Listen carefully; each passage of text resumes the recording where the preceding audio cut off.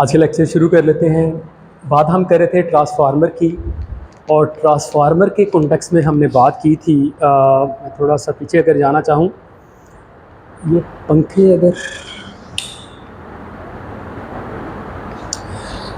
ये तस्वीर आपको याद होगी, पहले लेक्चर के अंदर हमने ये देखा। ये बेसिकली आर्किटेक्चर है ट्रांसफार्मर का, और हमने बात की है कि जस्ट हम अभी इसके ये वाले हिस्से पे ना, इसके इस वाले कंपोनेंट पे अभी जस्ट फोकस कर रहे हैं, जिसके ऊपर क्या लिखा है, मल्टी हेड अटेंशन। ठीक है, और अभी हमने मल्टी हेड की भी बात नहीं की, अभी जस्ट हमने एक हेड की बात की, वो भी कंप्लीट नहीं हुई थी। लेकिन इंपॉर्टेंट बात क्या, इसके अंदर जो अटेंशन का मैकेनिज्म है, जिसे हमने लास्टली नाम दिया सेल्फ अटेंशन मैकेनिज्म, उसको हमने डिस्कस किया। उसके अंदर हमने बेसिकली क्या देखा, उसके अंदर बेसिकली हमने, अगर मैकेनिकली मैं आपको बताऊं तो हमने ये 3 स्टेप देखे सेल्फ अटेंशन मैकेनिज्म के लिए को परफॉर्म करने के लिए। हमने इन 3 स्टेप की बात की, ठीक है। बल्कि इससे पहले दोबारा से रिकैप कर लूँ। देखिए, ये इनपुट मुझे ट्रांसफार्मर को आप इस तरह से अस्यूम करें कि हम ना क्या करने जा रहे हैं, हमारे पास एक इंग्लिश का सेंटेंस है जैसे ये वाला लिखा है, इसे हम ना ट्रांसलेट करना चाह रहे हैं फ्रेंच के अंदर। ठीक है, ये हमारा गोल है या ये मोटिवेशन है। तो अब हमने मॉडल को, ट्रांसफार्मर को ये वाला जो सेंटेंस है ना एज अ इनपुट दिया है। अब ट्रांसफार्मर के अंदर जो पहला स्टेप है, जो पहला कंपोनेंट है, वो है बेसिकली मल्टी हेड अटेंशन का, और उसके अंदर बेसिकली अटेंशन का मैकेनिज्म, सेल्फ अटेंशन का मैकेनिज्म।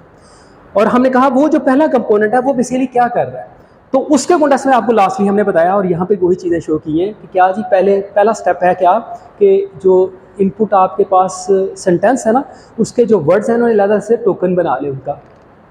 ये जस्ट ऐसे ही समझें, इंशाल्लाह इसकी डिटेल, ये पंखा एक दो काम कर ऐसे ही समझें कि ये मेरे पास काफ़ी सारे वर्ड्स हैं मेरी वोकैबुलरी के अंदर पड़े हुए, और इनके कॉरस्पॉन्डिंग ऐसे ही समझे 1 हॉट इनकोडिंग वेक्टर मैंने जो है वो जनरेट कर लिया, लेकिन असल में कुछ और होगा मामला, इंशाल्लाह आपको बताएंगे। और उसके बाद फिर हमने बेसिकली ये जो टोकन है ना, ये वर्ड एम्बेडिंग्स हैं जो हमने लर्न कर ली। ठीक है, वो इंशाल्लाह अगली क्लास के अंदर मैं आपको बताऊंगा। और उसके बाद फर्दर ये समझे जैसे टोकन्स है, ठीक है। और उसके बाद फिर हमने इन टोकन्स को लेके दोबारा से ऐसे वेक्टर के अंदर कन्वर्ट किया जो कि न्यूरल नेटवर्क जो जिनको अंडरस्टैंड करता है, ठीक है, जिसको क्या कहते हैं, वर्ड्स वेक्टर कहते हैं। इसके साथ फर्दर एक और तो स्टेप है जिसके अंदर पोजिशनल इनकोडिंग की बात है, वो भी हम नहीं कर रहे, इंशाल्लाह वो आपको बताएंगे। अच्छा जी, ये समझे ये मेरे वेक्टर्स हैं, इन टोकन्स के कॉरस्पॉन्डिंग, वर्ड्स के कॉन्टैक्ट कॉरस्पॉन्डिंग। अब ये जो सेल्फ अटेंशन का मैकेनिज्म, ये जो कंपोनेंट है, बेसिकली क्या करता है, ये बेसिकली 3 स्टेप परफॉर्म कर रहा है। पहला क्या है, get the score bye dot product. क्या मतलब, हम हर जो वेक्टर है इसको सभी वेक्टर के साथ बशमूल इटसेल्फ हम क्या करते हैं, उसका डॉट प्रोडक्ट फाइंड करते हैं। और डॉट प्रोडक्ट फाइंड करने के बाद हमारे पास क्या आ जाता है, फॉर एग्जांपल मैं ये कहता हूँ कि मैंने V1 के कॉरस्पॉन्डिंग सभी वेक्टर के साथ इसका डॉट प्रोडक्ट फाइंड किया, तो वो कैसे करके आएगा, V1 डॉट V1। ठीक है, अगर मेरा रो वेक्टर है तो ये यकीनन मुझे ऐसे करके लिखना पड़ेगा, ठीक है, in order to make a single value, in order to produce a single value. तो ये मेरा वैल्यू क्या बनेगी, इसको मैं क्या कहूँगा, S11। इसी तरह से S12 क्या है, V1 डॉट V2 ट्रांसपोज। और इसी तरह से अगर मेरे पास n वेक्टर हैं तो मैं इस तरह से स्कोर जो है बेसिकली कंप्यूट करूँगा। तो हमने लास्टली नाम दे दिया था कि जी ये जो मेरे पास स्कोर आ रहे हैं S11, S12, इनको मैं एक वेक्टर के अंदर जोड़ देता हूँ, ठीक है, और इस वेक्टर का क्या नाम दे देता हूँ, S1। ठीक है, इसी तरह से मैं ये जो मैंने बेसिकली डॉट सिमिलैरिटी फाइंड करने की कोशिश की है, cosine similarity between this vector. मैं ये देखना चाह रहा हूँ ये वेक्टर जो है दूसरे वेक्टर के साथ मैं मल्टीप्लाई करूँ। लास्टली हमने एक एग्जांपल भी देख ली, डॉट प्रोडक्ट के ऐसे वेक्टर जो अपने से बहुत क्लोज हैं उनकी वैल्यू एक बड़ा नंबर आता है, और अगर वेक्टर दूर हैं तो वैल्यू एक छोटी वैल्यू आती है। तो यही मामला हमने करना है, ये जो कोसाइन सिमिलैरिटी हमने वेक्टर 1 के कॉन्टेक्स्ट में फाइंड की है, और वो हमने स्कोर की फॉर्म के अंदर यहाँ भी एक वेक्टर के अंदर सेव कर लिया। बिल्कुल इसी तरह से हमें V2 के कॉन्टेक्स्ट में भी फाइंड करना है, क्या, S21, S23 and up to S2n। और ऐसा मेरे पास एक दूसरा वेक्टर है जिसका नाम क्या है, S2, जिसके अंदर स्कोर वैल्यूज होंगी किसकी, के जो वेक्टर टू है इसका डॉट प्रोडक्ट किसके साथ, वेक्टर टू है इसका डॉट प्रोडक्ट किसके साथ, 1 के साथ, इसका किसके साथ, 2 के साथ, एंड सो ऑन। ठीक है, तो ये मेरे पास वैल्यू आ गई S1 S21 S22 and up to S2n। और इसी तरह से मैं अगर मैं बात करूं मेरा Sn क्या है वेक्टर, उसके अंदर क्या एंट्रीज होंगी ये बता सकते हैं, Sn1 Sn2 और Sn। ठीक है, तो ये मेरे पास स्कोर वेक्टर आ गया। बेसिकली पहला काम हमने ये किया था कि आप स्कोर वेक्टर फाइंड कर रहे तो मेरे पास ये स्कोर वेक्टर आ गया। जितने मेरे वेक्टर हैं, मेरे पास n वेक्टर है, उसका मतलब मेरे पास n स्कोर वेक्टर्स आ गए। उसके बाद फर्दर हमने क्या स्टेप करना है, अगला स्टेप क्या है, नॉर्मलाइज करना। ठीक है, क्योंकि ये जो वैल्यूज हैं, ये जो स्कोर वैल्यूज हैं, ये बहुत डिफरेंट रेंज के अंदर, बहुत डिफरेंट रेंज के अंदर, क्या मतलब एक वैल्यू बहुत बड़ी हो सकती है, दूसरी वैल्यू बहुत ही छोटी हो सकती है। तो अगर हम कंपैरिजन करना चाह रहे हैं, देखना चाहें ना रिलेशनशिप, तो वुड बी नाइस इसे हम नॉर्मलाइज कर लें। तो नॉर्मलाइज करने के लिए हमने किसको यूज किया था, सॉफ्टमैक्स को यूज किया। तो सॉफ्टमैक्स को यूज करके आप बेसिकली क्या करेंगे, मतलब मैं अगर इस पे सॉफ्टमैक्स अप्लाई कर देता हूँ S1 के ऊपर, तो मेरे पास बेसिकली क्या आएगा, ठीक है,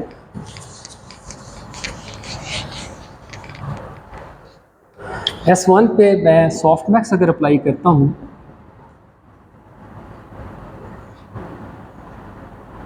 ठीक है,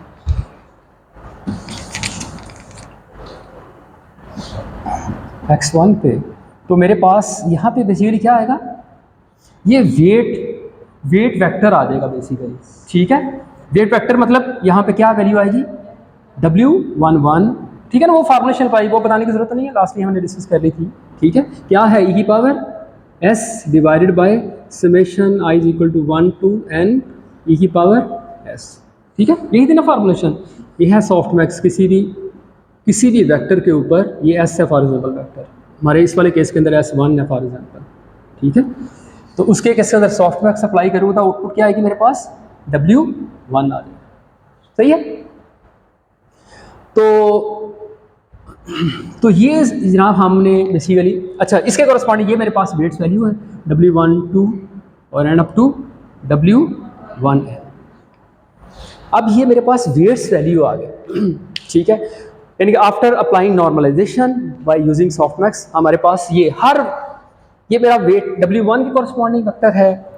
इसी तरह से इसके कॉरस्पॉन्डिंग S2 के कॉरस्पॉन्डिंग क्या होगा, W2,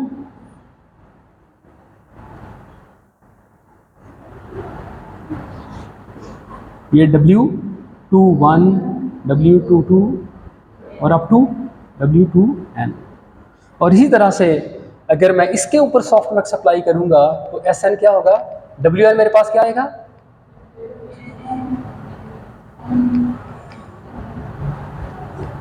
यहाँ वैल्यू आएगी Wn1 Wn।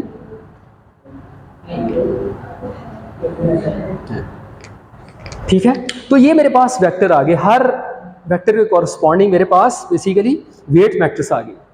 ठीक है, अच्छा उसके बाद तीसरा स्टेप बेसिकली क्या था, अब इन वेट्स वैल्यू को यूज करें और इन वेटेड जो एवरेज है ना, वेटेड सम जो है वो कंप्यूट करें। क्या मतलब, अब मेरे पास बेसिकली देखें, अब V1 के कॉरस्पॉन्डिंग इसकी कॉन्टेक्चुअलाइज जो वेक्टर होगा ना, वो बेसिकली क्या आएगा, वेटेड सम करके आएगा। वो कैसे करके आएगा, अब मैं कहूँ यहाँ पे तीसरे स्टेप के अंदर जो Y1 है बेसिकली इसके कॉरस्पॉन्डिंग W1 के कॉरस्पॉन्डिंग जो मैं कंप्यूट कर रहा हूँ, वो कैसे कंप्यूट करूंगा, मैं इन वेट्स को यूज करूंगा, किसके, मेरे S1 के कॉरस्पॉन्डिंग ये वेट्स हैं जिन्हें मैंने कंप्यूट किया था। ठीक है, ये इंपॉर्टेंस, अहमियत, कौन मेरा कितना करीब है, बस इन वैल्यू को यूज करके ना आपने सभी वेक्टर को वेट देना है। ये कैसे करके, आप जरा देखिएगा, W11 इसको यूज करना है आपने, और वेट्स को किसको देना है, इतना वेट देना है किसको, V1 को। और हमने ये देखा है कि सेम वेक्टर की वैल्यू अपने साथ मल्टीप्लाई कर सबसे ज्यादा वेट इसे मिलता है। अच्छा, इसी तरह से ये वाला वेट किसको देना है, 1 to V2 को, और इसी तरह से W1n किसको वेट देना है, Vn। ऐसा करने से अब हमने ये जो वेक्टर कंप्यूट किया ना, this is called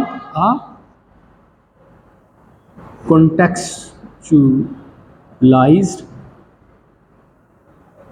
vector that is rich in information. किस तरह से करके? देखिए ये बेसिकली बता रहा है कि भाई मेरा इनके साथ क्या रिलेशनशिप है। आप देखें जरा इसका फॉर एग्जाम्पल W1 के कॉन्टेक्स्ट में आप देखेंगे जो इसकी वैल्यूज है ना तकरीबन इसकी उसके बराबर ही होंगी। फॉर एग्जाम्पल दूसरे वेक्टर बहुत ही दूर दूर है, ठीक है। इसका मतलब क्या है? ये वाकई ट्रू रिप्रेजेंटेशन है। एक तो W1 के और इसी तरह से बाकियों को भी देख के जिनके करीब होगा उसके मुताबिक उसकी उतनी अहमियत होगी। सभी को हम सम कर देते हैं। इसका मतलब है ये जो वेक्टर है ना सिर्फ V1 को देख रहा है, बाकी सभी वेक्टर को देखने के बाद यहाँ वेटेड एवरेज इसके अंदर पड़ी हुई है। ये बेसिकली रिलेशनशिप वाला वेक्टर है। अटेंशन कितनी इस वेक्टर ने जो है पे की है किसको? बाकी वेक्टर को कितनी अहमियत दी है? ये अहमियत देने के बाद वेक्टर वैल्यू पड़ी है, ठीक है। अभी हम एक एग्जांपल देखते हैं, आई होप सो कि ये बात मजीद और भी क्लियर हो जाएगी, ठीक है। कंक्रीट एग्जांपल देखते हैं। इसी तरह से मुझे क्या फाइंड करना है? दूसरा स्टेप क्या है? नेक्स्ट मुझे क्या करना है? Y2। ये शाबाश, कौन बताएगा ये कैसे आएगा जी? W21 into V1, W21 and up to W2n Vn। और मैं अगर बात करूं Yn की तो ये क्या आएगा? Wn1 Wn2 V2 और प्लस 2 Wnn, ठीक है। तो ये है जी हमारे कॉन्टेक्चुअलाइज वेक्टर्स, ये पढ़े दैट आर, इनको यूज करके फर्दर कुछ भी करें तो ज्यादा बेहतर ट्रांसलेशन होगी। लास्ट में हमने इस वर्ड की बात की थी, देखें जरा अब इस वर्ड का मतलब हमने इस वर्ड को बेसिकली पूरे सेंटेंस को ट्रांसलेट किया ना फ्रेंच के अंदर। हमें इस वर्ड के बारे में जानना बहुत ज़रूरी है, ये किस कॉन्टेक्स्ट में है। ये सारा कुछ जो हम लर्न कर रहे हैं ये बेसिकली क्या कर रहे हैं? इस वर्ड की ना या बाकी सारे वर्ड्स की आपस में रिलेशनशिप फाइंड करने के कॉन्टेक्स्ट में बात कर रहे हैं। फॉर एग्जाम्पल मैं कहता हूँ ये मेरा V1 था फॉर इंस्टेंस, या हमने Vn के कॉन्टेक्स्ट में बात, ये मेरा Vn है। अब Vn को मैं बाकी सभी के साथ जो डॉट डॉट फाइंड कर रहा हूँ, बेसिकली ये मैं देखना चाह रहा हूँ इस वेक्टर की बाकी वेक्टर के साथ किस वाले वेक्टर के साथ कोई रिलेशनशिप बनता है। देखिए इस वेक्टर का हमें समझ आ रही है, ये बैंक की बात है ना, तो यकीनन इसका रिवर और स्वयं के साथ कोई रिलेशनशिप बन रहा होगा, ठीक है। ये दोनों वेक्टर रिलेटिवली करीब करीब होंगे, इनकी जो वैल्यूज होंगी, इनकी जो अंदर वैल्यूज पड़ी हैं यकीनन करीब करीब होंगी, जो वेटेड एवरेज इसके बाद मेरे पास स्टिल एक वेक्टर आएगा। ये this is again a vector, ये मेरा वेक्टर है बेसिकली, ऐसे है ना। देखिए ये वाली क्या है? This is a scalar value, ये स्केलर वैल्यू है। लेकिन ये क्या है? दिस इज अ वेक्टर, इसकी क्या डिमेंशन है? इसकी क्या डिमेंशन है? हाँ जी, फॉर इंस्टेंस जैसे मैं कहता हूँ ये 1/n का वेक्टर है, ठीक है, या 1/50 का फॉर एग्जाम्पल मैं वेक्टर को, तो इसकी डिमेंशन है 1/50। अगर अब रो वेक्टर की बात करता हूँ, ये भी स्केलर वैल्यू है, लेकिन ये क्या है? ये वेक्टर है, क्या डिमेंशन है इसकी? 1/50 फॉर एग्जाम्पल। और इसी तरह से ये स्केलर वैल्यू है, ये मेरा 1/50 वेक्टर है, ठीक है। तो इन वेक्टर्स को देखने के बाद वेटेड सम हमने कंप्यूट किया है। इसका मतलब क्या है? अगर मैं कहता हूँ ये मेरा Yn है फॉर एग्जाम्पल ये वाला, तो इसने क्या देखा है? बाकी वेक्टर के साथ भी हम ये देखी हुई है। तो आप देखेंगे इस तरह के वेटेड सम वाले वेक्टर फाइंड करने के बाद ये वाला वेक्टर, ये वाला वेक्टर और ये वाला वेक्टर जो है फॉर एग्जाम्पल स्वयं वाला, इनकी वैल्यूज जो हैं, इनके अंदर पड़ी हुई वैल्यूज जो हैं रिलेटिवली करीब करीब होंगी। इसका मतलब है ये इस पूरे सेंटेंस के अंदर इनका कोई आपस में रिलेशनशिप है। इसका क्या मतलब है? ये वाला बैंक जो है फाइनेंशियल इंस्टीट्यूट नहीं है, बल्कि ये रिवर का बैंक है, ठीक है। यानी कि जब ट्रांसलेशन की फर्दर बात होगी ना, तो इसके इस रिलेशनशिप को देख के होगी बात, ठीक है। ये बात समझ आ रही है? तो जस्ट कॉन्टेक्चुअल इंफॉर्मेशन जो है ना वो गैदर हम इस तरह से ही करते हैं, just to find a relationship, ठीक है। अच्छा, बजाय कि ये मैंने अभी ज़बानी बताया, मैं चाहूँगा एक एग्जांपल और हम देख लें। उसको बताने से पहले जस्ट एक दो चीज़ें और, अच्छा एक तो टर्म, लिटरेचर के अंदर टर्म बोली जाती हैं, मैं जस्ट उनको हाईलाइट करना चाहूँगा। देखिए ये जो डेट फॉर एग्जांपल हमने V1 की बात की, ये हमारा V1 था वेक्टर, V1 वेक्टर नहीं लिखा हमने। V1 के कॉन्टेक्स्ट में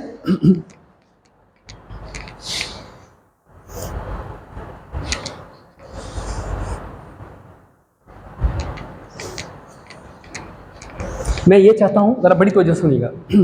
सवाल है क्या? V1 का जो रिलेशनशिप है ना बाकी वेक्टर के साथ कैसा है, ये मैं सवाल कर रहा हूँ ना। इसके अंदर जब मैं बात करता हूँ ना, ये V1 का रिलेशनशिप मैंने देखना है, सेल्फ अटेंशन में देखनी है, अटेंशन देखनी है मैंने किसके साथ, बाकी वेक्टर के साथ। Then this vector is called a query vector. आपका ये सवाल है, इस कॉन्टेक्स्ट में आपने इसका रिलेशनशिप देखना है किसके साथ, बाकी सभी वेक्टर के साथ। ठीक है, हमने क्या किया, बड़ी तवज्जो से देखिए, यहाँ हमने क्या किया, ये स्टेप क्या था बेसिकली, S1 क्या है बेसिकली, S1 के अंदर बेसिकली हमने क्या किया हुआ है, हमने S1 के अंदर S1 का, देखिए बड़ी तवज्जो से देखिए, S1 का रिलेशनशिप किसके साथ, ना सिर्फ अपने साथ बाकी सभी के साथ जो रिलेशनशिप है वो देखा है, डॉट प्रोडक्ट फाइंड किया है, कोसाइन सिमिलैरिटी हमने देखी है। ऐसे ही है ना, इसका मतलब है इस वाले केस के अंदर S1 क्या है, S1 is V1 is a query vector. ठीक है, अच्छा बड़ी तवज्जो से, अब जब S1 को कहते हैं, मैंने S1 की सिमिलैरिटी देखनी है बाकी वेक्टर के साथ, then S1 is a query, V1 is a query vector. और बाकी वेक्टर क्या है, बाकी वेक्टर जिनके साथ आपने कोसाइन से कंपैरिजन कर रहे हैं ना, बेसिकली हम रिलेशनशिप फाइंड कर रहे हैं ना, कंपेयर कर रहे हैं, बाकी जिनके साथ भी आपने कंपेयर करना है, that vectors are called a keys. ठीक है, that vectors are called a keys. देखें, जस्ट लाइक गूगल के अंदर आप कोई क्यूरी डालते हैं ना, उस तरह से देखें जरा, सर्च डालते हैं ना आप, क्वेश्चन डालते हैं वहां पे ना, बिल्कुल वैसे ही है, जैसे मैंने ये वेक्टर है, इसका मैं रिलेशनशिप देखना, इसे मैं कंपेयर करना चाह रहा हूँ, इस वर्ड को मैं कंपेयर करना चाह रहा हूँ बाकी सभी वर्ड्स के साथ, then this word is called a query. और बाकी वर्ड्स क्या है जिनके साथ कंपेयर करना है, वो क्या है, कीज, जिनके साथ बेसिकली कंपेयर करना है। डेटाबेस के अंदर ऐसे समझे कोई पड़ी हुई वैल्यू है जिनके साथ मुझे कंपेयर करना है। ठीक है, एक चीज तो ये होगी। अच्छा जी, हमें क्यूरी का पता लग गया, की का वैल्यू। तीसरी टर्म बोली जाती है जिसे कहते हैं वैल्यू। ठीक है, वैल्यू क्या है, वैल्यू ये वाला मामला तीसरा, यानी कि ये वाले जो वेक्टर हैं आपके, जो ओरिजिनल वेक्टर हैं, अभी हम इसकी रिफाइन फॉर्म भी देखेंगे, इनको आप कितनी वैल्यू देते हैं, कितना वेट देते हैं, और फिर एक्चुअल जो वेट्स है ना, एक्चुअली जो कॉन्सेप्चुअल वेक्टर है वो जनरेट कर रहे होते हैं, then these vectors are called query, these vector are called values. यानी कि आउटपुट आने के लिए इन वेक्टर्स को आपने यूज किया। अब आपने इन वेक्टर को कितनी वैल्यू दी है, कितनी अहमियत दी है, इस कॉन्टेक्स्ट में इन वेक्टर को क्या कहते हैं, these vectors are called values. ठीक है, तो प्लीज ये टर्म को ध्यान में रखिएगा कि एक हमारे क्यूरी वेक्टर होते हैं। अब देखें जरा, S1 के कॉन्टेक्स्ट में, जो हमने V1 के कॉन्टेक्स्ट में S1 हमने कंप्यूट किया, W1 कंप्यूट किया। ठीक है, इस वाले केस के अंदर हमारा V1 जो क्या था, बेसिकली क्यूरी वेक्टर था, बाकी सारे वेक्टर क्या थे, कीज। V2 के कॉन्टेक्स्ट से, अब मैं कहता हूं V2 का रिलेशनशिप देखें आप सभी। अब V2 आपकी क्यूरी है, क्वेश्चन है, इसको कंपेयर करना है आपने किसके साथ, सारे वेक्टर के साथ बशमूल इटसेल्फ। अब बाकी वेक्टर क्या हो जाएंगे, कीज। ठीक है, और फिर एट द एंड जब Y2 की, जब V2 के कॉन्टेक्स्ट में उसकी कॉन्सेप्चुअलाइज जो रिप्रेजेंटेशन आप लेके आएंगे, उस केस के अंदर ये सारे जो वेक्टर हैं ये क्या बन जाएंगे, values. These vectors are called values। ठीक है, ये अभी जस्ट वेट फॉर व्हाइल, मैं इस बात को पूरा कर लूं फिर दोबारा सवाल की। इसी तरह से अब मैं जब बात कर रहा हूं Vn की, उस वाले केस के अंदर क्या है, Vn इज द क्यूरी, बाकी सारे वेक्टर क्या हैं, कीज। और जब मैं उसकी कॉन्सेप्चुअल रिप्रेजेंटेशन देना चाह रहा हूं, अब मैं जब दोबारा से उन वेक्टर को यूज करूंगा, then these all vectors are called values. अभी आपको सेम लग रहे हैं, अभी आपको यही लग रहा है कि इसी को अभी मैंने क्यूरी कहा है, अभी इसे मैंने वैल्यू कहा है, सॉरी की कहा है, और अभी ही मैं वैल्यू कह रहा हूँ, लेकिन ये लग रहा है, लेकिन असल में ऐसा नहीं है। अभी असल में क्यों नहीं है, क्योंकि उनके साथ वेट्स आएंगे। अभी जैसे वेट्स आएंगे आपको समझ आएगी, हाँ ये तीनों तरह के जो वेक्टर्स हैं ना, बिल्कुल डिफरेंट चीज़ें। वो कैसे करके मैं अभी आपको बताता हूँ। हाँ जी, अब आपका सवाल, वैल्यूज जिसको कंपेयर करें, हाँ की बात, लेकिन अगर हम उससे मल्टीप्लाई करते हैं, हाँ सेम केस के अंदर यही तो बात कर रहे हैं, इटसेल्फ ही बात जब हम करते हैं ना। देखिए मैं कहता हूँ अब V1 मेरा जो बेसिकली क्या है, क्यूरी वेक्टर है। अब जिन के साथ ही मैंने कंपेयर करना है वो सारे ही क्या हैं, वो सारे वेक्टर क्या हैं, वो कीज हैं। इसका मतलब क्या है, एट द सेम टाइम अब मैं इसी वेक्टर को इसी साथ कंपेयर करने लगा हूं, तो अब ये क्या बन गया, ये की भी बन गया। ये क्यों बने, अभी मैं बताता हूँ। ये बेसिकली वेट्स के साथ आएगी बात, अभी तो आपको समझ नहीं, आप इसी को मैं बार देखे ना, इसी को यहाँ पे मैं क्यूरी कह रहा हूँ, इसी को यहाँ पे मैं दोबारा से की भी कह रहा हूँ, और इसी को यहाँ पे मैं वैल्यू भी कह रहा हूँ। ठीक है, द टर्म जैसे बताना मकसद था। अभी मैं इसके अंदर देखिए ये ऐसे नहीं है वेक्टर, ये वेट्स के साथ आएंगे। ये कैसे करके आएंगे मैं भी आपको दिखाऊं, देन आपको बात समझ आएगी। हाँ, ये हर वेक्टर के कॉरस्पॉन्डिंग, हर वेक्टर कॉरस्पॉन्डिंग 3 तरह के वेक्टर मुझे प्रोड्यूस करने होंगे। वो कौन कौन से वाला? V1 के कॉरस्पॉन्डिंग एक इसके कॉरस्पॉन्डिंग वेक्टर जनरेट होगा जिसका नाम होगा क्यूरी। इसके कॉरस्पॉन्डिंग हाँ आफ्टर अप्लाइंग सम वेट्स एक वेक्टर जनरेट होगा जिसका नाम होगा क्या? वैल्यू। और अगेन इसी वेक्टर के corresponding if I apply some weights, उसे मैं किसी डेंस लेयर से गुजारूं और उसके बाद कोई वैल्यू लूं, तो वो जो वेक्टर बनेगा that will become a value vector. ठीक है, ये मैं अभी आप थोड़ी देर तक बात करता हूं, लेकिन जस्ट मैं अभी आपको टर्म बता रहा था, वो सबको टर्म का आइडिया जरूर आपको होगा। ये बात दोबारा से हम आती है। अच्छा जरा ये बात आप देखें जरा। अच्छा जी, ये एग्जांपल अभी हम थोड़ी देर तक इसको जरा देखिएगा, एक दफ़ा इस एग्जांपल पे ज़रा फोकस कर लें। मैंने ना उससे शॉर्ट कर लिया, वो हमने एन वेक्टर की जगह पे ये लाइंस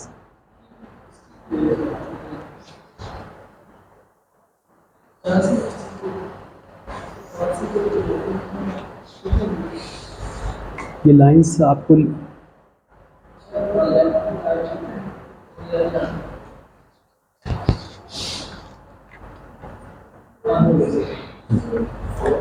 थैंक यू उस्मान। ठीक है, अच्छा जी, आप जरा ये एग्जांपल देखिए। अब हम ना इसको एग्जांपल को ना 3 वेक्टर के साथ समझते हैं, और अभी हम एक एग्जांपल ये अभी जस्ट ज़बानी एग्जांपल करते हैं, उसके बाद एक्चुअल वैल्यू लेके करेंगे। ऐसा समझे कि मैंने ना V1 की ना V1 के कॉरस्पॉन्डिंग इसकी कॉन्टेक्चुअलाइज रिप्रेजेंटेशन जो है वो फाइंड करनी है। और टोटल नंबर ऑफ वेक्टर हमारे पास कितने हैं? एक जो सेंटेंस है उसके अंदर नंबर ऑफ वर्ड्स कितने हैं? 3 हैं। ठीक है, सबसे पहला स्टेप क्या होगा?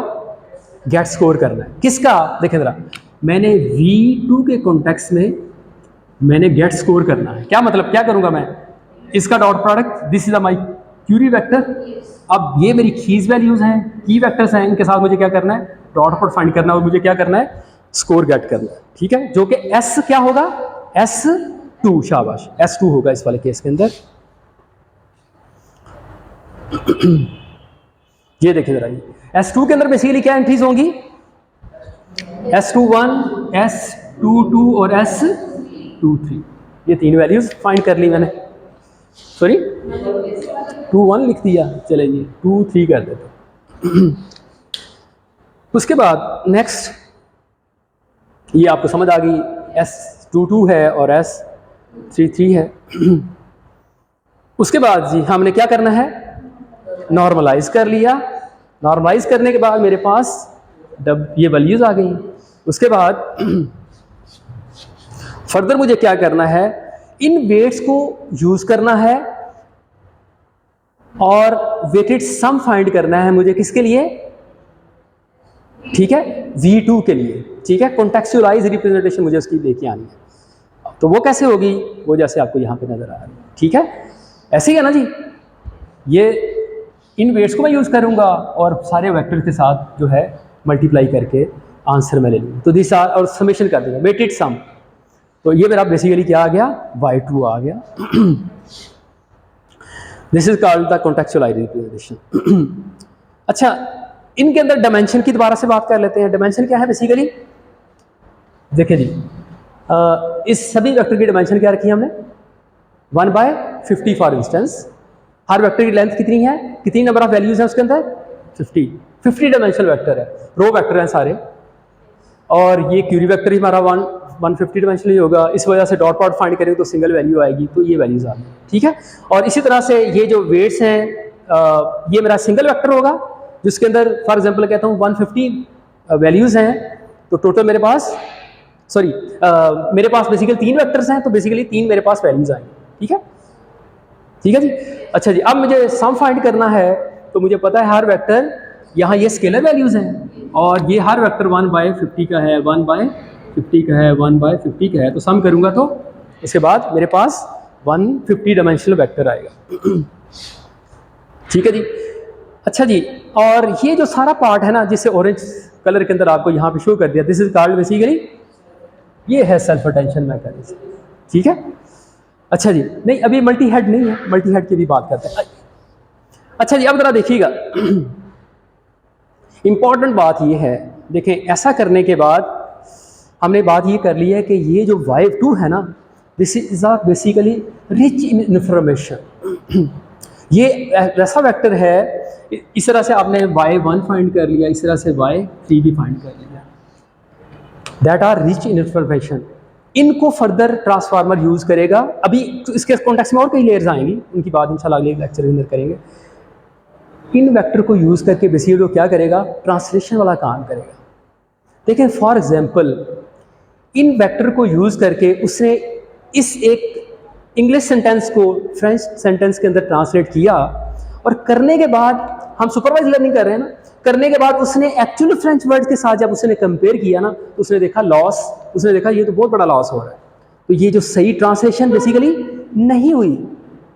तो फिर क्या करने की जरूरत होती है, ठीक है, बैक प्रोपेगेशन वेट्स को ग्रेडियंट्स कंप्यूट करें। कहता है ग्रेडियंट्स ठीक है, आप बाकी लेयर्स के कॉन्टेक्स्ट में ग्रेडियंट कंप्यूट करेंगे, लेकिन हम चाहते हैं ये जो कंटेक्चुअलाइज रिप्रेजेंटेशन आपने फाइंड की है ना, और ये जहाँ पे आपने 3 वेक्टर डिफरेंट तरह के यूज़ किए हैं, जिसे आपने एक तक टाइम के अंदर इसे आपने क्यूरी कहा, एक टाइम के अंदर वैल्यूज़ कहा, और एक टाइम के अंदर आपने कीज कहा, इनके कॉन्टेक्स्ट में भी वेट्स जो है डाल दें, यानी कि ये भी लर्नेबल चीज़ें बना दें। ये जो वेक्टर्स हैं ना, ये जो वेक्टर्स वैल्यूज़ हैं, और ये जो क्यूरीज की और वैल्यूज़ हैं, इनको भी जो है ना लर्नेबल बना दें। क्या मतलब, ये जो भी आपके वेक्टर वैल्यूज़ है ना, इनको किसी लेयर से गुजारें, उसका कोई वेट हो, ठीक है, और उसके बाद फिर आपके पास जो वेक्टर आए उन्हें आप की कहें, उन्हें आप वैल्यू कहें, उन्हें आप क्यूरी कहें, और फिर उनको यूज़ करके आप ये जो सारा मैकेनिज्म आपने लाइक किया ये करें।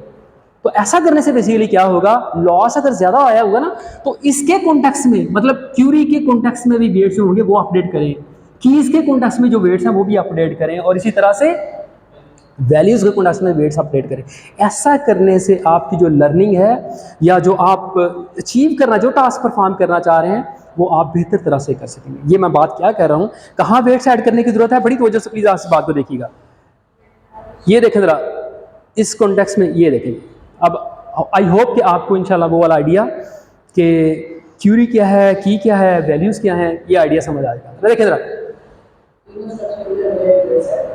जी, ये देखें जी, यहाँ मैं आपको जस्ट पिछले स्टेप के साथ दिखाने लगा हूँ, ठीक है।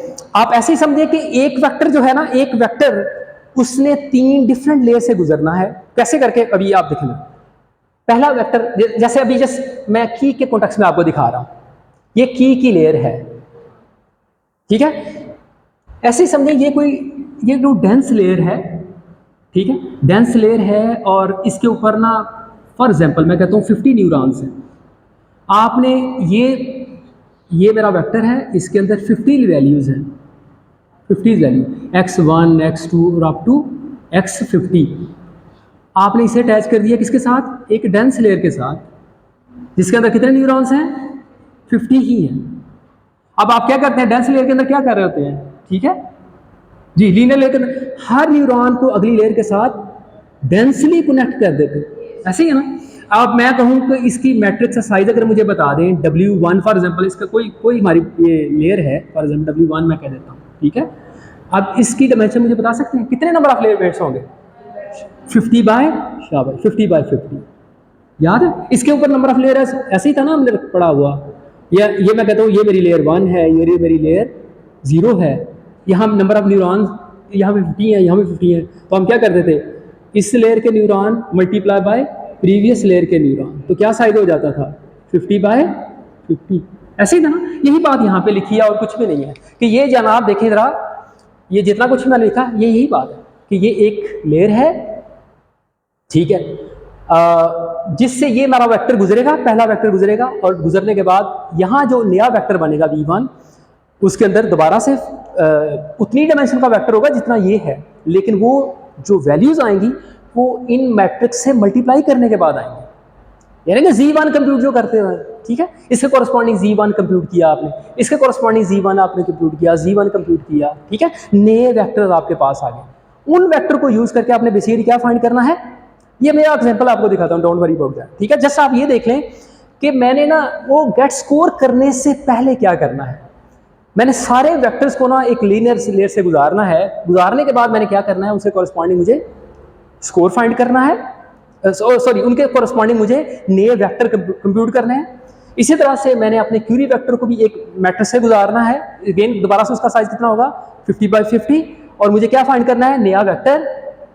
अब उन नए वेक्टर को यूज करके, आप समझिए ये नए वेक्टर्स हैं जो कहाँ से आए हैं, ये वेक्टर बेसिकली जो वैल्यूज आई हैं एस V1 बेसिकली, सॉरी यहाँ पे मैंने लिखा नहीं है, V1 जो मेरा नया वेक्टर होगा उसके अंदर जो नई वैल्यू आएंगी बेसिकली वो क्या है, वो इस लेयर से गुजरने के बाद आएंगी, ठीक है। जस्ट लाइक ऐसे समझे Z1 की तरह, Z1 मैंने कंप्यूट किया WX प्लस B करके, ठीक है, ऐसे कुछ किया है, ये मेरा ये Z1 है, ये Z12 है, ठीक है, यानी कि इसके पूरे वेक्टर, इसे मैं समझाने के लिए इसे मैं V11 कह दूँ, ये V12 कह दूँ, ये कैसे आया W11 WV11 प्लस B, इस तरह से ना मैंने कंप्यूटेशन किया मैट्रिक्स से गुजारने के बाद, ये मेरा पूरा नया वेक्टर आया, कहाँ से गुजरने के बाद, इस W से गुजरने के बाद, ठीक है।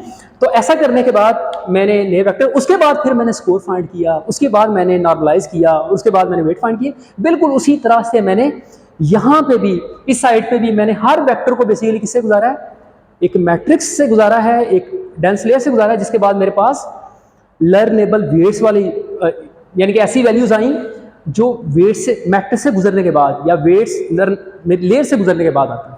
ये मैं बात क्या कह रहा हूँ, शायद आपको ये बात कम्प्लेक्स लगे, मैं एकदम से एग्जांपल पे चला जाता हूँ, ठीक है। ये मैं बात क्या कह रहा हूँ इसको ज़रा इस तरह से देखें जी। फॉर एग्जांपल अब आपने इसे कंप्यूट करना है, मैं ना एक सेंटेंस की बात करने लगा, ठीक है।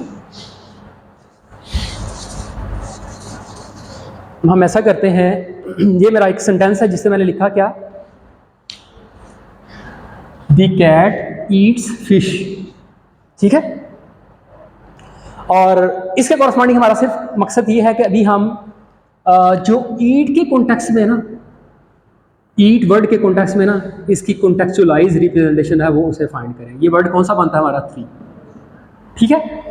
लेकिन कैसे करके ये कैसे करके कंप्यूट करना है, अब मैं कुछ ना, ये देखें जी, ये वर्ड्स हैं, इनके कॉन्टेक्स्ट में मैंने वेक्टर आपको दिखा दिया, ये V1, ये मेरा V1 है, ये V2 है, ये V3 है और ये V4 है, उनकी वैल्यू मैं सेम वैल्यू शो कर रहा हूँ। आपने अभी कंप्यूटेशन करनी है, प्लीज़ इसको नोट कर लें। अगला काम मैं अब आपको ना वो मैं मैट्रिक्स भी दिखा रहा हूँ, ये क्यूरी वाली मैट्रिक्स है, ये जो मैट्रिक्स अभी यहाँ बनाई हमने, ठीक है, यहाँ जो लेयर हमने बनाई, ये समझिए ये वो वाली लेयर है जिसके वेट्स मैं अभी फॉर एग्जांपल मैं कहता हूँ 1/1 का मेरा 2 डायमेंशनल वेक्टर है, और जो मैट्रिक्स है वो क्या होगी, यानी कि क्या मतलब, ये मेरी जो लेयर है, इनपुट जो मेरा पास वेक्टर आ रहा है ना, कोई भी वेक्टर जो आ रहा है उसके अंदर 2 फीचर हैं, x1 और x2।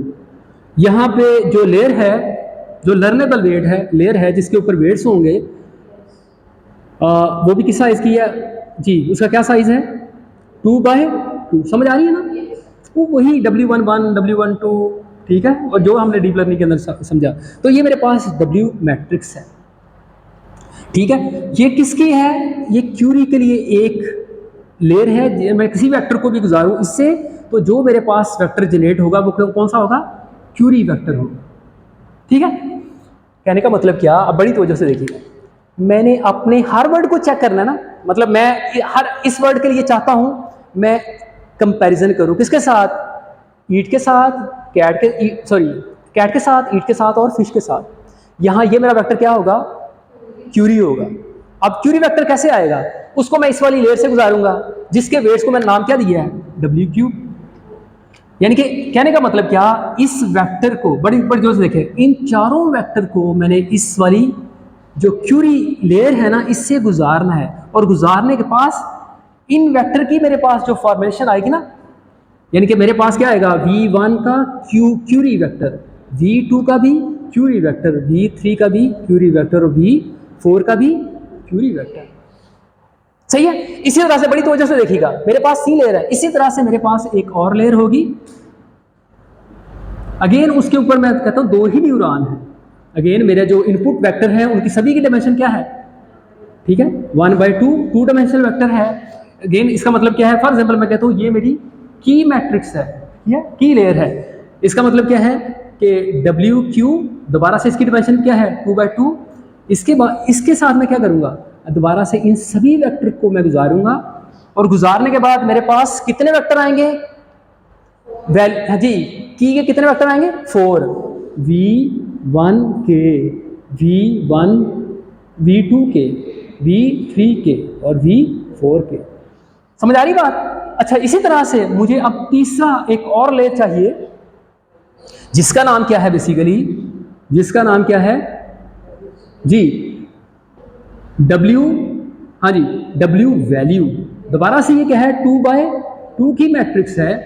दोबारा से मैं इन सभी वेक्टर को उसमें से गुजारूंगा और मेरे पास जो वेक्टर आएंगे वो क्या आएंगे, V1 V वैल्यू वाला, ठीक है, V2 V, V3 V और V4।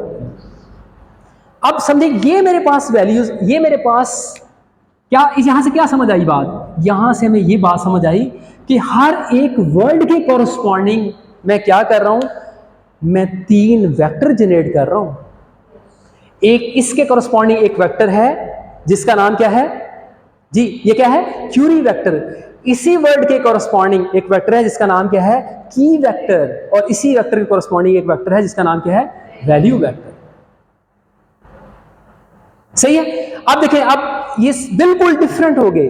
अब आपको आई होप कोई अब वो वाला सवाल जो आमना पहले कर रही थी उसके कॉन्टेक्स्ट में अभी ये आंसर मिल गया कि ये तीनों वेक्टर ही डिफरेंट है। यानी एक वेक्टर को जिसको मैंने ऐसा क्यूरी देखना है, हाँ वो इस मैट्रिक्स से गुजरा होगा, उसकी वैल्यू उस कॉन्टेक्स्ट में डिफरेंट। अब देखिए, अब मैं V1 को जो कि क्यूरी वेक्टर है इससे कंपेयर करूंगा किसके साथ, V1 के साथ ही, लेकिन यहां पे ये क्या है, ये की वेक्टर है। इसी तरह से जब मैं वैल्यू प्रोड्यूस करने के लिए यूज करूंगा V1 को, तो यहां पे ये क्या होगा, ऐसा वैल्यू वेक्टर होगा जहां हम वेटेड एवरेज फाइंड कर रहे हो, ठीक है। तो इस तरह से हमने यूज करना। अब मैं मेरा दिल है कि ये वाली एग्जांपल जो है ना आप इसे देखें, इन वेक्टर तो ले जी, ये वैल्यूज हैं आपके पास, शाबाश, वैल्यू जल्दी जल्दी से कंप्यूट करनी है आपने वैल्यू, ये मैंने ऐसे ही लिख दी। अब आप इन वैल्यूज को यूज करें और मुझे बताएं क्या वैल्यूज हैं जी। ये आपने मुझे कितनी वैल्यू बतानी है, 12 वैल्यूज बतानी है, क्या वैल्यूज आ रही है। ये मेरे पास वेक्टर है, ये मेरे पास कीज है, मैट्रिक्स है, ठीक है। अब आपने इसके कोरस्पॉन्डिंग मुझे वेक्टर की वैल्यू बता दी जी, शाबाश, जल्दी जल्दी से शाबाश जी जी, बिल्कुल इन्हीं वेक्टर्स की।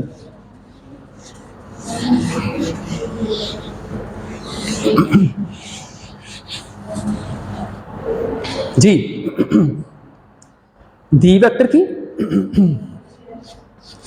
की क्या होगी, ये कैसे कंप्यूट होंगी, ये देखें जरा, समझ आ रही बात। ये मैट्रिक्स और ये उसकी एम्बेडिंग्स जो हमने यूज की हैं दी की, ठीक है, वेक्टर वैल्यूज। ये वेक्टर 1 है हमारा और उसके कॉरस्पॉन्डिंग हमने क्यूरी वेक्टर यूज किया जी। क्या वैल्यू आएगी, यही तो वैल्यू आएगी।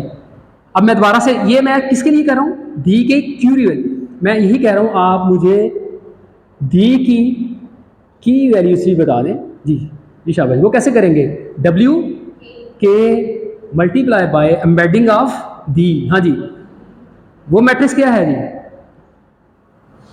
ये है की vector matrix 0 1 1 0 multiply by 1 0।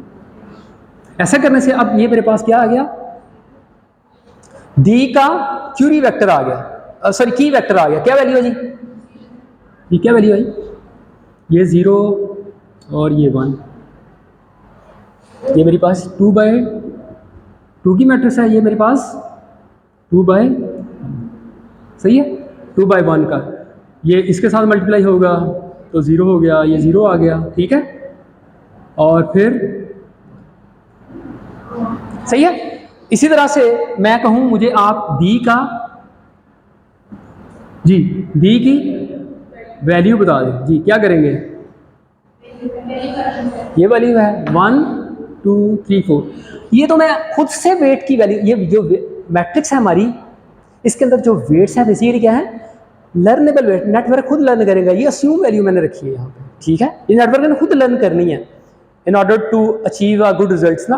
Network back propagation के साथ ये वाले वेट्स में अपडेट होंगे बेसिकली। हाँ जी, ये वैल्यूज क्या है, ये किसके साथ मल्टीप्लाई होगा, 10 के साथ। जी शाबाश, क्या आंसर आया जी, 1 और 3 और 1। अब देखें, ये एक वर्ड के कॉरस्पॉन्डिंग मेरे पास तीनों वैल्यूज हैं, 1 2 3, ठीक है। अब मैं कहता हूँ ये मेरा क्यूरी वेक्टर था फॉर एग्जांपल, ये मेरा क्यू वेक्टर है जी, हाँ जी, इसका फाइंड करें जी, इसका स्कोर फाइंड करें। तो आप कैसे करेंगे, जितनी भी कीज हैं उनके साथ कंपेयर करें। हमें पता है सबकी कीज हैं, ठीक है। ये देखें जरा, इसकी की ये है, दी की है, ये है, इसके साथ कंपैरिजन करूंगा और बाकी के साथ, ठीक है। ये करने की जरूरत नहीं, आई होप से अंडरस्टैंडिंग आपकी होगी। ये सारी एग्जांपल जो है ना, ये सारी एग्जांपल जरा देखिएगा, बड़ी डिटेल से यहाँ लिखी हुई है, प्लीज आप इसको जरूर गो थ्रू होइएगा, ठीक है। और इसके बाद हम क्या करेंगे, ये हमने वैल्यू फाइंड कर, ये देखें जरा, ये अटेंशन स्कोर फाइंड कर लिया, ठीक है। ये हमारे पास क्या आ गए, अटेंशन स्कोर्स आ गए।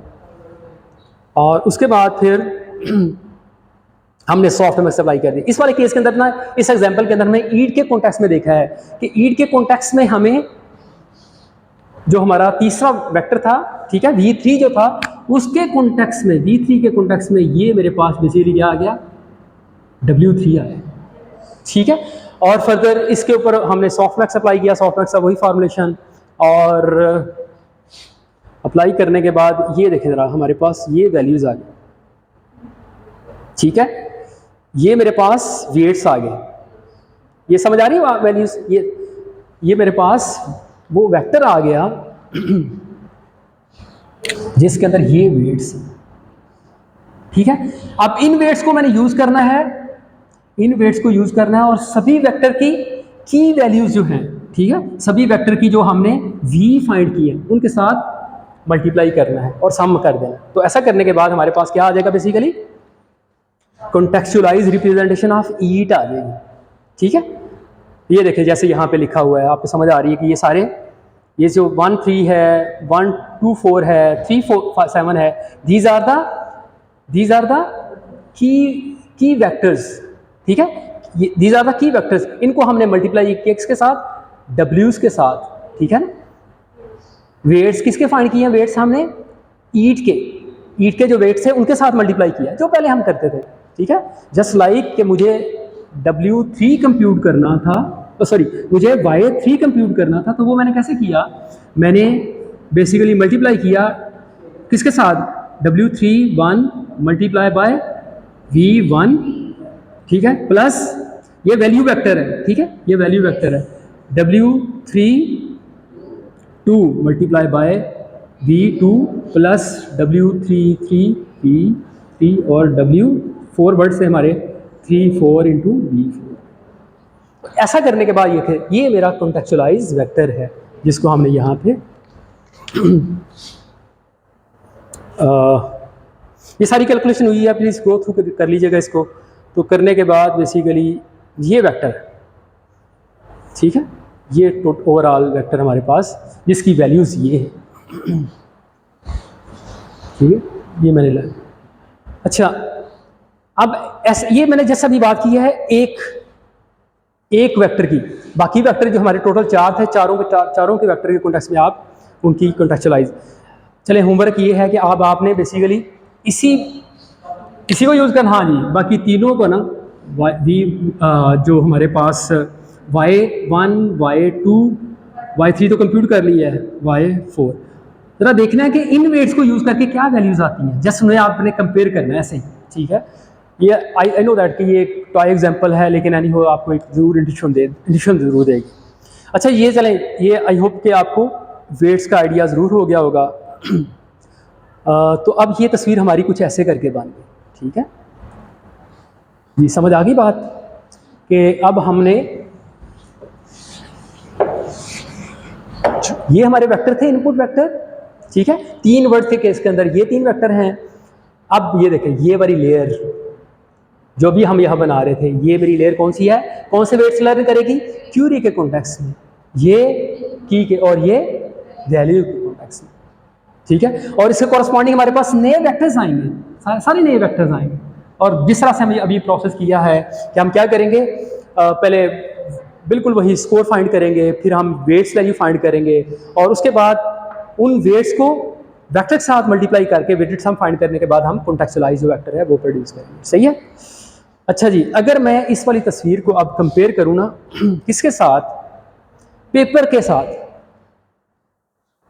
पेपर के साथ अगर आप इस तस्वीर को कंपेयर करें ना, ये वाला पार्ट ऑलमोस्ट इसको रिप्रेजेंट कर रहा है जो हमने ये वाली तस्वीर बनाई है। मास वाई एक पार्ट के, वो कौन से वाला है, एक तो मास की भी बात नहीं की है, इंशाल्लाह मैं आपको बताऊंगा, और दूसरा मैंने ये बात नहीं की, ठीक है, बाकी सब कुछ किया हुआ है। क्यू ये आपको समझ आ रही है, क्यू से मुराद क्यूरी है, की है, के से मुराद की है, और वी से वैल्यूज़ हैं, ये नहीं बात की। और दूसरी ये बात नहीं की, वो कौन सी वाली, स्केल की। ये बात तो हम अगली क्लास के अंदर करेंगे, लेकिन स्केल की बात अभी हम करते हैं, ठीक है, कि इस वाले टेंशन मैकेनिज्म के अंदर ये स्केल वाला फैक्टर क्या रोल प्ले कर रहा है, ठीक है। देखिए स्केल को अप्लाई कहाँ पे किया है, बड़ी तवज्जो से जरा देखिए इस बात को। अच्छा, मास के साथ लिखा है दिस इज ऑप्शनल, ठीक है, ये वैसे भी डिकोडर वाले पार्ट के अंदर होगा, इनकोडर वाले पास के अंदर मास्क नहीं यूज होते, ठीक है, इसको तो हम ऐसे ही निकाल देते हैं, इसका मतलब ऑप्शनल भी लिखा हुआ है, लेकिन ये मैंडेटरी पार्ट है। ये आ कहाँ रहा है, जरा बड़ी तवज्जो से देखिएगा। आपने डॉट प्रोडक्ट स्कोर फाइंड करने के फौरन बाद एस जो हम वेक्टर फाइंड कर रहे थे, उसके बाद फौरन स्केलिंग की है, स्केलिंग के बाद सॉफ्टमैक्स को अप्लाई किया है। इसका मतलब है सॉफ्ट वेट कंप्यूट करने से पहले हमें स्केलिंग वाले फैक्टर को जरूर अचीव करना है। अब स्केलिंग है ये, और ये क्या रोल प्ले करती है, अब हम उसको देखते हैं, ठीक है। अच्छा जी, अब जरा इसके कॉन्टेक्स्ट में जरा देखिएगा। जैसे मैं कह रहा हूँ बाकी सारी चीज़ें हमने डिस्कस कर ली हैं, स्केलिंग वाला फैक्टर जरा बड़ी गौर से देखें, स्केल के साथ क्या करते हैं। स्केल के साथ ये हम कर रहे हैं कि यहाँ मेरे पास जो भी स्कोर आया मैंने उस स्कोर वेक्टर को क्या करना है, उसको नॉर्मलाइज करने की तरह की एक वैल्यू है। ऑल्दो हम सॉफ्टमैक्स के अंदर भी नॉर्मलाइज कर रहे थे ना, लेकिन अगेन एक्सप्लिसिटली आपने इस एक नंबर के साथ से मल्टीप्लाई कर, ठीक है। यानी कि आपने ये एक नंबर है, ये नंबर बेसिकली क्या है, फॉर एग्जांपल मेरे पास कोई वेक्टर है, फॉर एग्जांपल 1 2 3 4, डी के से क्या मुराद है मैं आपको बताने लगा। तो इसका डी के है क्या है, इसकी डी के वैल्यू की बेसिकली क्या होगी, इसकी डी की वैल्यू होगी 4, जितनी जिसकी डिमेंशन है। अगर फॉर एग्जांपल इसकी डिमेंशन है 3, तो डी की वैल्यू क्या होगी 3, अगर इसकी डिमेंशन है 2, तो इसकी वैल्यू क्या होगी 2। बस इसका मतलब ये है, और उसका स्क्वायर रूट लेना। अब ये करती क्या है मैं आपको ये पहले बताता हूँ। अच्छा, बड़ी तवज्जो से प्लीज इस बात को देखिएगा, बड़ी ही तवज्जो से। ये एग्जांपल एक मैंने लिखी है यहाँ ये बड़ा ही इंपॉर्टेंट कॉन्सेप्ट है, गौर से देखना कि क्यों हम ये फैक्टर से डिवाइड करते हैं। अगर ना करें तो फिर क्या होता है। देखिए ये मेरा वी वेक्टर था, ये क्यूरी वेक्टर है मेरा, फॉर एग्जांपल ये मेरा क्यूरी वेक्टर है। अब मैंने इस क्यूरी वेक्टर को ना बाकी सारी वैल्यूज के साथ, जो मेरे की वैल्यूज है उनके साथ मल्टीप्लाई करना है, और अस्यूम करें ये वैल्यूज है मेरी, ये मेरे की वेक्टर की वैल्यू, उनके साथ मैं क्या करता हूँ, S11 कंप्यूट करता हूँ, S11, S12, S13 और S14, और करने के बाद ना मेरे पास ये वेक्टर आ गया S1, ठीक है। अब हमने पता है विदाउट, अगर स्केलिंग हम नहीं अभी तक हम नहीं कर रहे थे, उसके बाद हम क्या करते थे, सॉफ्टमैक्स को अप्लाई करते थे ना। सॉफ्टमैक्स को अप्लाई करने के बाद ये वैल्यूज मेरे पास आ रही है, बड़े गौर से देखें वैल्यूज, ये वैल्यू क्या आ रही है, वैल्यूज क्या आ रही है, ठीक है। ये एक बड़ी वैल्यू है, बाकी सारी छोटी वैल्यू। क्या मतलब, ये जो सॉफ्टमैक्स की वैल्यूज है ना, आउटपुट जो आ रही है बड़ी स्क्यूड सी है। एक वैल्यू काफी बड़ी है, बाकी काफी छोटी है, एक वैल्यू काफी बड़ी है, बाकी सारी छोटी।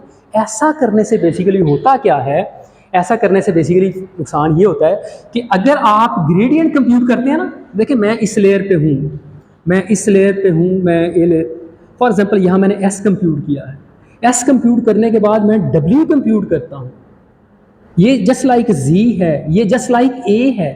एक्टिवेशन अप्लाई करते हैं ना डब्ल्यू के अंदर, बेसिकली सॉफ्टमैक्स अप्लाई कर रहे होते हैं ना आप। सॉफ्टमैक्स ये डब्ल्यू कैसे अप्लाई किया, W कैसे फाइंड किया आपने, या A कैसे फाइंड किया आपने कि इसके ऊपर आपने सॉफ्ट मैक्स को अप्लाई कर दिया, ये जस्ट लाइक Z है। अब देखिए सॉफ्ट मैक्स ने अप्लाई किया S के ऊपर। अब मुझे पता है, इसके बाद फॉर एग्जांपल समझाने के लिए मैं कहता हूँ ये लॉस आप कंप्यूट कर रहे हैं, तो हमें पता है कि बैक प्रोपगेशन के अंदर हम क्या कर रहे होते हैं, बैक प्रोपगेशन के अंदर क्या हम लॉस फाइंड करते हैं कि मैं A को कितना, A नहीं यहाँ पे W हमारा, W को मैं थोड़ा सा चेंज करूँ तो उसका इफेक्ट W पे कितना होता है, ये मैं जो भी लॉस हो, सॉफ्ट मैक्स है तो उसको मैं यूज़ करके, कोई भी लॉस फंक्शन हो मैं उसे यूज़ करके ना आउटपुट करता हूँ, ठीक है। इसके बाद फर्दर बैक, ये तो मैंने ऐसा करने से ये मैंने ग्रेडियंट, यहाँ बेसिकली क्या होता है कि लॉस को मैं इफेक्ट देखना चाह रहा हूँ किसके परस्पेक्टिव में, एस को मैं थोड़ा सा चेंज करूँ तो उसका इस पर क्या इफेक्ट पड़ता है, तो वो हमने देखा यहाँ पे चेन रूल अप्लाई कर देते थे। पार्शियल एल का इनिशियल फैक्टर किस पे होता है, W के ऊपर, फिर W की ऑलरेडी आपने कंप्यूटेशन की होती है किसके हिसाब से, ये वाला। अब इस वाली बार पे बड़ा तवज्जो फरमानी है आपने, ये टर्म क्या है, ये टर्म क्या है कि मैं S को चेंज करूँ तो W में कितना फर्क आता है, ये कैसे आया रिलेशनशिप, ये मैंने बेसिकली सॉफ्ट मैक्स को बेसिकली अप्लाई किया है। Softmax of S is equal to W। अगर आप सॉफ्ट मैक्स अप्लाई करें ना तो ग्रेडियंट कंप्यूट करें ना, इसका ग्रेडियंट बिल्कुल वैसा ही बनता है जैसा हमने अचीव किया था किस केस के अंदर, जब हमने सिग्मॉइड अप्लाई किया था, वो बनता था ना A इंटू माइनस A। बिल्कुल इसी तरह से सॉफ्ट मैक्स का भी यार ये वाला इनका डेरिवेटिव आपस में अप्लाई करें ना, ये कुछ ऐसा ही करके बनता है। इसको मैं प्रूफ तो नहीं कर रहा, प्लीज आप इसे देख सकते हैं। इसका क्या मतलब है, ये वैल्यू मैं अगर इस जगह पे रखूं, यानी कि इस ये वाला फैक्टर अगर मैंने इन वैल्यू को यूज करके इस फैक्टर का फाइंड करना है, इसका क्या मतलब है, इसकी हर एंट्री का मुझे, यहां तो मैं सिंगल वैल्यू की बात की ना, लेकिन अगर मुझे वेक्टर पूरे का ग्रेडियंट कंप्यूट करना होता है तो उसका क्या मतलब है, मैं इस हर वैल्यू का क्या मतलब, मैं इस जगह पे क्या लिखूंगा, पार्शियल, देखिए partial W11 with respect to S11, इसका डेरिवेटिव कैसे आएगा, partial W12 divided by partial 12। इसी तरह से partial W13 is equal to partial 13, और इसी तरह से 14 की बात हो, ठीक है। अब इस जगह पे बेसिकली अगर मैं इसकी जगह पे कहूँ वैल्यू पुट करें तो वैल्यू क्या आएगी, W11 multiply by 1 minus W11, इस जगह पे क्या आएगा, W12 इंटू 1 माइनस W12, और इसी तरह से ये वैल्यूज भी, बाकी सारी वैल्यू ऐसे ही आएंगी। अब अगर आप ये वैल्यू इनके अंदर पुट करें ना, ये वाली वैल्यू जो है जिनको यूज किया तो इसके अंदर इस जगह पे आएगी 0.171 मल्टीप्लाई बाय, इसको सब्ट्रैक्ट करके 1 माइनस 0.711, और इंपॉर्टेंट बात अगली की, ये तो कोई नंबर बड़ा ऐसा आएगा, लेकिन ये वाले नंबर देखें, ये नंबर और छोटे हो जाए, छोटे नंबरों को मैं आपस में मल्टीप्लाई करूं, ऑल्दो इसमें से वन फैक्टर और सब्ट्रैक्ट कर रहे हैं आप 0.96, इसको अगर आपस में मल्टीप्लाई करेंगे 0.096 मल्टीप्लाई बाय 0.096, ये नंबर और छोटा आएगा, that is nearly equal to 0। इसका क्या मतलब है, इसका जो ग्रेडियंट है ना, ये एक बड़ा नंबर, बाकी सारी वैल्यू 0 0 0 आएंगी। क्या मतलब, फर्दर आप जो वेट्स इनके कॉरस्पॉन्डिंग इन वैल्यूज के कॉरस्पॉन्डिंग, इन टोकन्स के कॉरस्पॉन्डिंग जो वेट्स आप फर्दर प्रीवियस लेयर के अंदर लर्न कर रहे होंगे वो अपडेट ही नहीं होंगे, उनकी कोई लर्निंग के अंदर रोल ही नहीं होगा। इसका मतलब नेटवर्क कोई मुनासिब लर्निंग नहीं कर पाएगा इन 3 न्यूरॉन के कॉन्टेक्स्ट में। तो फिर क्या सोल्यूशन है, आप फिर कोई स्केलिंग वाला फैक्टर ऐड करें, जो बेसिकली क्या करेगा, असल इशू क्या आ रहा है, मैं असल चीज की दोबारा से बात करने लगा हूं, ये स्क्यूड वैल्यू का आने का क्या मतलब, एक वैल्यू बहुत बड़ी है बाकी बहुत ही छोटी है, इस वाले फैक्टर को रिमूव करने के लिए बेसिकली आइडिया क्या है, आइडिया है स्केलिंग का, बस वो किया है हमने, ये सारी चीजें मैंने ऊपर लिखी हुई हैं। अब स्केलिंग का फैक्टर जरा देखिएगा वो कैसे करके आ रहा है, इसी चीज को मैंने यहाँ पे हाईलाइट कर दिया, जरा गौर से देखिएगा। ये देखें जी, ये था वैल्यूज, ये थी ना हमारे पास वेक्टर की वैल्यू, ये 3 1 1 1 ये आ रही थी ना वैल्यूज, ये स्क्वायर वैल्यू आ रही थी ना। अब सिंपल आपने इन सभी वैल्यू को, इसकी लेंथ कितनी है 4, डिवाइड करें किसके साथ, स्क्वायर रूट ऑफ 4 के साथ। ऐसा करने से आप जरा देखें वैल्यू, अब वैल्यू क्या आ रही है 1.5.5.5। अब इसका अगर आप सॉफ्ट मैक्स अप्लाई करते हैं ना तो उसके बाद देखें जरा जो वैल्यूज आ रही हैं वो देखें जरा, दैट आर रीजनेबल, वो छोटी नहीं आ रही। अब देखें जरा ये 0.4 1.7 1. इसका मतलब है अब सभी जो इन वेट्स के कॉरस्पॉन्डिंग, इन न्यूरॉन के कॉरस्पॉन्डिंग जो फर्दर बैक ट्रैक करते हुए जो वेट्स आएंगे, सभी पे ग्रेडियंट्स की कुछ वैल्यूज आएंगी, ठीक है। इसका मतलब है वो इनके कॉरस्पॉन्डिंग जो वेट्स होंगे वो अपडेट होंगे। इसका क्या मतलब है? इसका मतलब है नेटवर्क ज़्यादा बेहतर कन्वर्ज होगा, बेहतर परफॉर्मेंस होगी हमारे नेटवर्क की। तो इस वजह से स्केलिंग वाला फैक्टर ऐड किया लोग, ठीक है। तो स्केलिंग इफेक्ट ये बात हमने कर ली है। अब जरा देखिए अब नेटवर्क कैसे बन गया हमारा। अब जरा सेल्फ अटेंशन वाला पूरा कंपोनेंट देख लेते हैं। उसके अंदर आई होप हो कि सभी आइडियाज़ चीज़ों को आपको समझ आ गई। ये मेरी लीनियर लेयर्स हैं, क्यूरी की और वैल्यू कॉन्टेक्स्ट में। उसके बाद ये मैं डॉट प्रोडक्ट्स, ठीक है, स्कोर फाइंड कर रहा हूँ। उसके बाद मैं स्केल करता हूँ, आई होप स्केल की बात भी आपको समझ आ गई। उसके बाद फिर मैं सॉफ्टवेयर को अप्लाई करता हूँ और जो वेट्स आते हैं वो मैं मैट्रिक्स मल्टीप्लिकेशन के साथ और प्लस एडिशन के साथ जो है अब कॉन्टेक्चुअलाइज जो है रिप्रेजेंटेशन में लेके आता हूँ। तो ओवरऑल अगर आप पेपरों के अंदर इस तरह की टर्म देखें, यानी कि सारे ऑपरेशन के कोरस्पॉन्डिंग ये काम हम सारा कुछ कर रहे हैं। क्या ये देखें जरा, डॉट प्रोडक्ट फाइंड किया आपने, ठीक है, और उसके बाद और फिर स्केल किया, स्केल करने के बाद क्या किया, सॉर्ट, और उसके बाद फिर आपने वैल्यू के साथ मल्टीप्लाई कर दिया। तो ऐसा करने के पास आपके पास जो भी वेक्टर आए वो सारे क्या हैं, कॉन्टेक्चुअलाइज वेक्टर्स, ठीक है। तो ये है बेसिकली ओवरऑल आइडिया किसका, सेल्फ अटेंशन का, ठीक है। आज का लेक्चर यही रोकते हैं, इसलिए कि सर बाहर क्लास मल्टी हेड क्या है वो इंशाल्लाह मैं अगली क्लास के अंदर बताऊंगा और फर्दर हम इंशाल्लाह इस वाले ट्रांसफार्मर के बाकी कंपोनेंट को भी अगली क्लास के अंदर देखेंगे।